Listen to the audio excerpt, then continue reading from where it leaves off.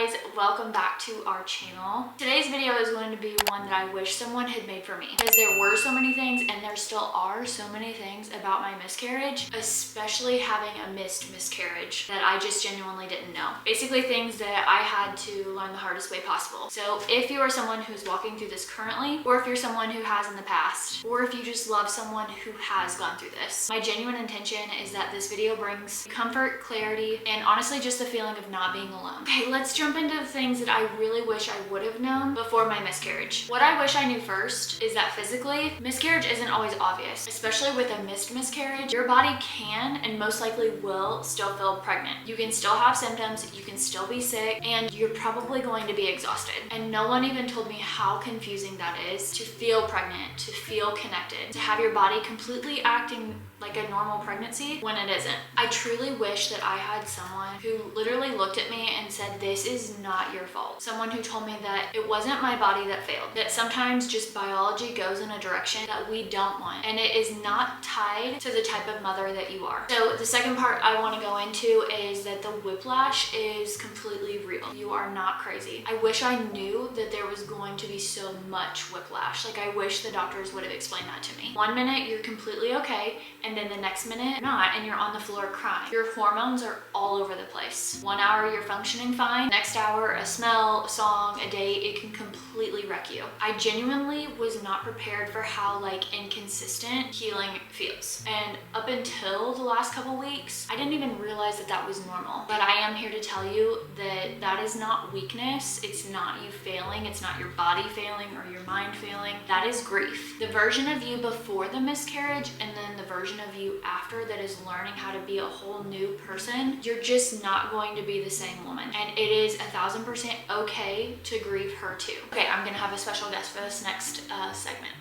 But the next thing I want to talk about is that your guilt is going to probably be really, really loud, even when you did nothing wrong. I had no idea how loud that guilt voice was going to be. Even though logically the doctor was telling me I didn't do anything, I knew that I wasn't working out extraneously, I wasn't eating things I wasn't supposed to be, I didn't fall, I didn't have any physical trauma happen, but so logically I couldn't wrap my head around it. But that guilt voice was just so loud. It was still there, constantly wondering was it something I ate? Did I work out too hard? Is it because I had too many stressful days? It's genuinely like your brain is searching for someone to blame. And as always, the easiest person to blame is ourselves. But the hard fact of the matter is that truth doesn't change based on feelings. The truth is the truth. You did nothing wrong. This was not your fault. Nothing that you did or didn't do caused this. And I wish someone would have been able to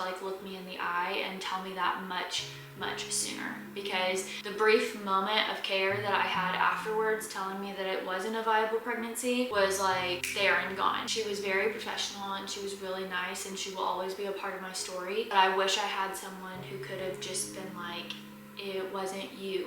You didn't do this. Even if it is a constant reminder. Next topic I want to talk about is that I don't feel like anyone talks about the loneliness. I feel like one of the hardest things about a miscarriage is that it can feel so isolating. Even when people love you, even when your partner is so supportive, even when your friends check in on you, you still might feel alone in a way that is difficult to even put into words. I wish I had someone who told me that that was normal. I also wish that I had someone who told me that just because I feel lonely doesn't mean I'm broken. It just really means that you loved your baby so deeply. And if you feel alone right now, I just want to remind you that you are not alone. Something else that I wish I knew was that your body and your heart are not going to heal on the same timeline. Physically, you might be okay in a few weeks. Sometimes it might take longer. Emotionally, I feel like that is something that's going to come in waves for a very long time. And that is okay, because I don't believe that grief necessarily has a finish line. I mean, I've talked to some mothers who had babies babies that would have been my age if they were Earth size, so almost 30 years ago,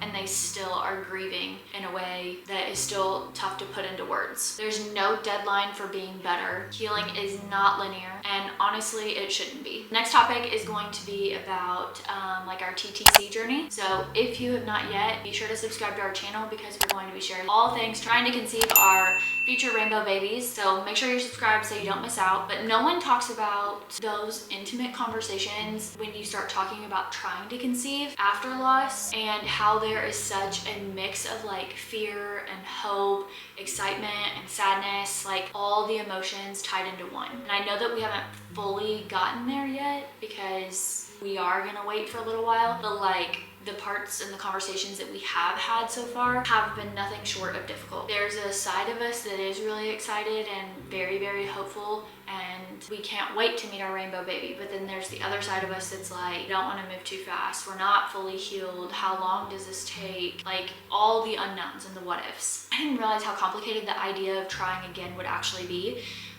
A lot of things that I've seen or heard people say, it's like, oh, well, you know, are you trying again? Because I've heard you're really more fertile after a loss like this. And that was actually a conversation I had early on with my mom, where I knew that wasn't going to be the case for us. Like I knew we were most likely going to wait because that's just how hard I took it. But she also made a really good point where she's like, you know, you really need to let your body kind of reset, because scientifically we had our doctor tell us like it's not proven to have a repeat miscarriage afterwards. You know, she also told me that, you know, you're not gonna necessarily be more fertile afterwards. I think there's a lot of misconceptions overall with women's health, and I think that as women, this is stuff that we should talk more about. I just am saying all this to say that I feel like people talk about rainbow babies like it's only just hope, and they don't actually stick around to talk about the fear side of things because it's uncomfortable. But I am here to say that hope and fear can exist in the same breath, and I will be using my platform to talk about both when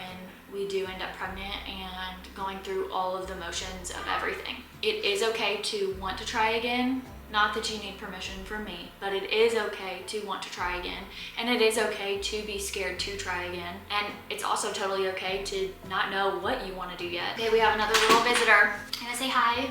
Bentley had to come in to get his roller skates. Okay, I love you. And the last point that I want to make for this video is this is another gentle reminder that you are not weak for having breaking points. The last thing I wish that I knew is that it's truly okay to cry. Breaking down doesn't make you weak. It just means that you are feeling all of the emotions. It means that you loved. It means that you cared. It means that this baby and this life mattered to you. And healing and trying for more babies doesn't mean forgetting. It doesn't mean that you're forgetting your baby. Healing just means that you're learning to carry that baby with you in a completely different way. As always, a loss is a loss, and you are not alone. If you're someone who is going through all the motions right now, I encourage you to reach out to me. I would be more than happy to listen to your story and just be a friend and a kind soul to you. Thank you so much for watching and being here with me today, and honestly being here with me during this season of our journey. If you are someone who's going through this right now, I am praying for you, truly, because your baby mattered, your story matters, and you are not walking this journey alone. All right, I love you guys. I'll see y'all in the next one. Bye.